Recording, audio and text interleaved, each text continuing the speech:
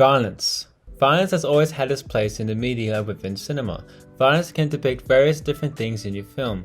This could include how you kill off the main character and how that would compare with the death of a side character, or how the death of the protagonist has to be less brutal when compared to the death of the antagonist. Throughout film history, the depiction of violence is constantly changing, with filmmakers becoming more reliant on CGI rather than practical effects. Also, with filmmakers are now less risk-taking than filmmakers of the past, due to the current MPPA rating system within the industry.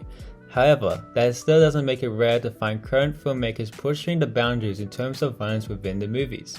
Throughout this analysis, I'll be diving into two topics relating to violence in cinema.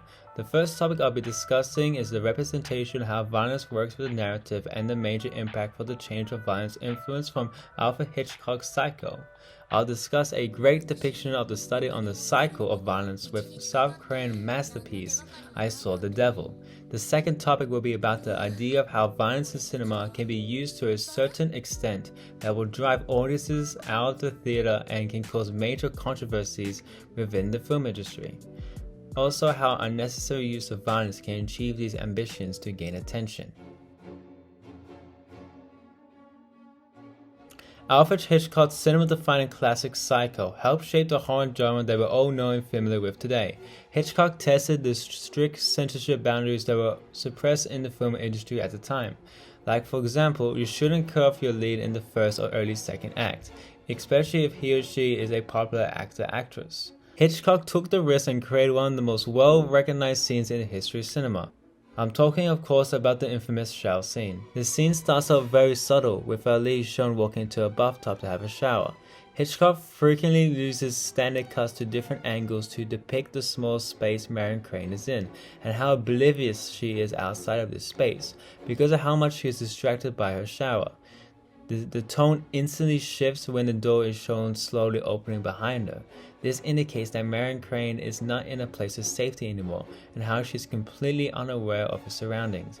The brutal depiction of our lead's death in this scene is one of the many reasons the film is considered as revolutionary to risk-taking in the film industry. The quick cuts, jumping from the point of view of Marion Crane getting stabbed to seeing her painful reaction. The execution of the scene influenced and made the slasher era of films because of Hitchcock completely disregarding the censorship boundaries at the time and conveying violence through narrative. Psycho laid the groundwork for filmmakers to take risks with their art and aim to express their art in a way that no one else is currently doing. Korean cinema has always been something special in the film industry, and with Bong Joon-ho's Parasite winning Best Picture at the 92nd Academy Awards, Korean cinema is finally gaining the global recognition it deserves. I Saw the Devil is a horror-action hybrid directed by South Korean filmmaker Kim Ji-won. This film follows a crazed psychopath named Kang Chul who kills for pleasure and has committed infamous murders in diabolical ways that one cannot even imagine. When a daughter of a retired police officer becomes the next victim and is found in a horrific state, her fiancé Seo-hoon, who is a top secret agent, decides to do everything in his power to take bloody vengeance against the killer, even if it makes him into a monster as well. The violence in this film is brutal and not from the faint of heart. However, the way the violence is portrayed within the story makes it an essential aspect of the plot. There are many instances where our protagonist captures the killer, inflicts severe pain on him, then releases him. This shows that he wants to make this man suffer no matter what cost. But the unique twist to this concept is that the killer is expressing to our protagonist that all these things have no effect on him, in which messes with our hero. In this face-off, you can tell by the use of camera techniques and the ingenious score applied to the amazing acting that our hero is just filled with anger and hatred towards this man. All of this build-up explodes into a brutal fight where our hero comes up as victorious. This film is a great example of the study on the cycle of violence in that it conveys to the viewer that inflicting violence on an individual will cause more violence to occur. Therefore, it makes the violence depicted in this film as necessary to the narrative and has a rightful place in it.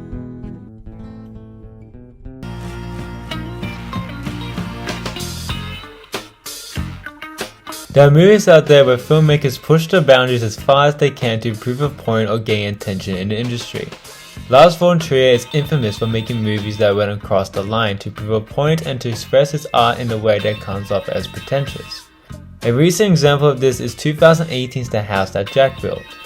When this film premiered at the Cannes Film Festival in 2018, it caused walkouts and immense outrage. This controversy stems from the depiction of misogynistic and graphic violence against women and children during certain moments of the film. These moments do have a place in the film and do convey meaning. However, unlike I Saw the Devil, in which its violence has a clear purpose within the story, in this film the narcissistic violence depicted is just not necessary and is used mainly to cause reactions. Here's a snippet from film critic Chris Struckman's review of The House That Jack Built, who explains my point perfectly. This film, though, the question is the violence there for a reason? Does it mean something to the story, or is it Von Trier saying, hey, let's see if I can push the envelope from what other people have done? Which to me, that doesn't require very much talent. Anybody can think of a depraved idea and put it in their movie and try to get it made. That doesn't make you talented. It's whether or not it has a meaning to your story. And in some cases, the imagery that's depicted in the film and the brutality of it does. It's really just his use of the incredible narcissistic side to him that ruined entire portions of the film. This film could be considered as game-changing and important for the horror genre in terms of risk-taking with its use of graphic violence, like what Alfred Hitchcock did with Psycho, but Von Trier doesn't particularly share his art, he instead shoves it. Therefore, this film proves that violence can be used to a certain extent that it disregards having a purpose within the narrative and instead have the purpose of creating reactions and gaining attention surrounding a film festival. Well, we can all agree that The House That Jack Built is a very polarizing film for audiences and that there's no movie out there that can really reach that level. Oh wait, there's actually this one movie.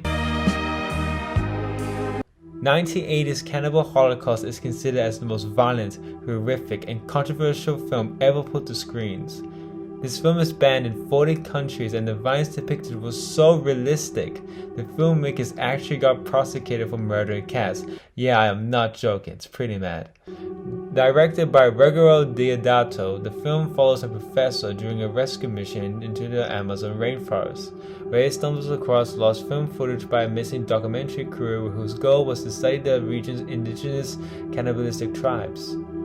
Even though this film could seriously scar and mentally screw up a person, there are still people who appreciate the message of this film. According to a couple of film lovers who have seen the film, the violence and gore depicted has a purpose within the narrative and it isn't just random gore that has no purpose or meaning. One thing that the majority of people who have seen this film is not too fond of is the fact that actual animals were killed on screen.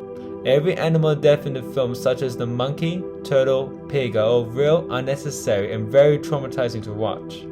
Therefore, for a film to have a very rough pre- and post-production process and still be considered a good film in terms of conveying a message through art. It's interesting in that violence within a film could heavily impact a director's career and how people view this artist in terms of how they depict violence within the art. Deodato is a great example of an artist that pushed the envelope way too far to share his art, but succeeded in a way that the violence depicted didn't seem random and pointless. Violence has always been a part of art and is a great representation to express the idea of human nature. The depiction of violence within cinema could bring depth into your narrative and create meaning to the characters you develop through your plot and the symbolism you emphasize through your world building. It can also be used to an extent that would alter audiences' emotions and can cause major controversies that may impact your view as a filmmaker.